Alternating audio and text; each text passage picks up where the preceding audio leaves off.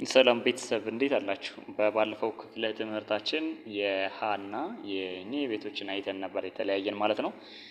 በዚህ ቪዲዮ ደግሞ የምንመለከተው ሶስቱን ኘና ሃን በአንድ ላይ አይተን በእነዚህ በሶስቱ አገጣጥመን ቃላቶችን የምንመሰረትበት ክፍለ ትምህርት ላይ ደርሰናል ማለት ነው። እንግዲህ ይህ ንጋት አካዳሚ ነው። የተለያዩ የቋንቋ ትምህርቶችን እና ሂሳብ ትምህርቶችን የምታገኙበት የዩቲዩብ ቻናል ነው። ቻናሉን ሰብስክራይብ ያላደረጋችሁ ካላችሁ ሰብስክራይብ አድርጉ። ቪዲዮ ከተመቻችሁ ላይክ ማድረግ እንዳትረሱ። በቀጥታ መማር የምትፈልጉ ደግሞ ከታች በተቀመጠላችሁ የስልክ አድራሻ ብትደውሉ ይደርሰናል። በቀጥታ በጥራት እናስተምራለን ማለት ነው። መማር ትችላላችሁ።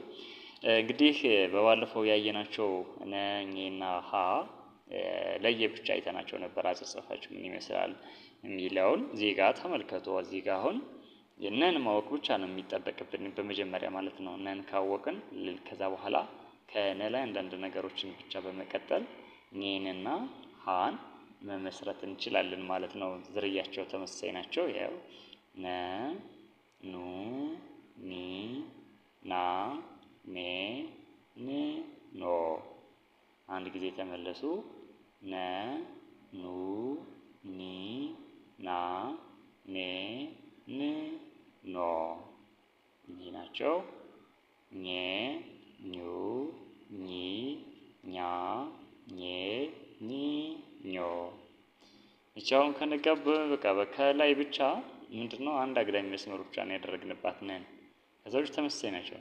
ስለዚህ ኘ ኙ ኚ ኛ ኘ ኚ ኞ።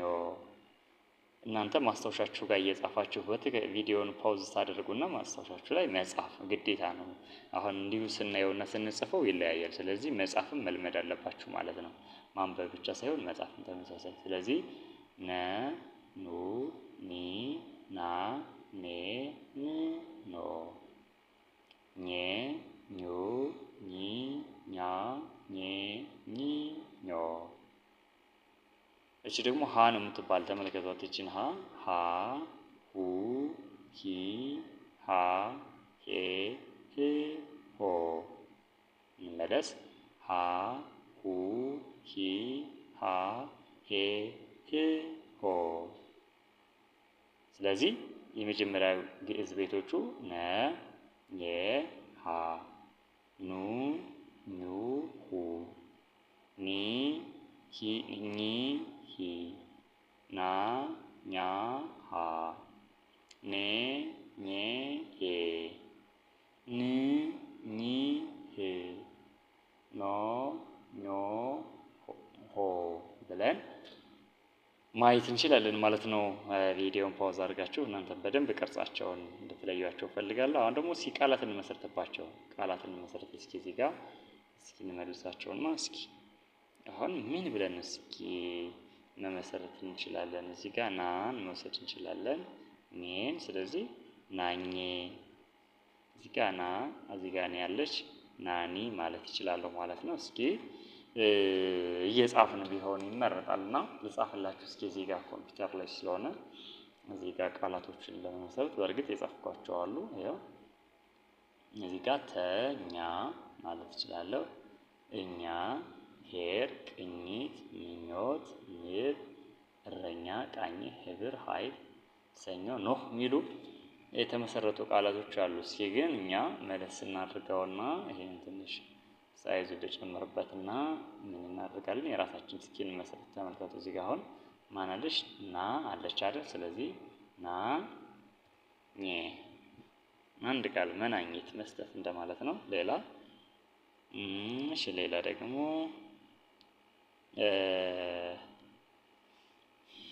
ሌላ ናኒ ማለት ይችላል አይደል? ያው ና ናኒ። እሺ፣ ሌላ ቃል ናኒ ኚ።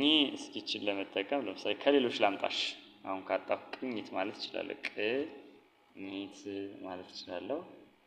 ሌላ ቃኘ ማለት እችላለሁ፣ ቃኝ። ሌላም ተኛ ማለት ይችላል። እኛ እዚህ ጋር ስላለች በእርግጥ ብዙ ጊዜ ቃላት ስንመሰርት የመጀመሪያዎቹ የምንመሰርትባቸው ቃላቶች መሆን አለባቸው። ብዙ ጊዜ እነዚህ የኘ ቤቶች የተለመዱ ስላልሆኑ ነው በእነሱ ስላጣውላቸው ነው።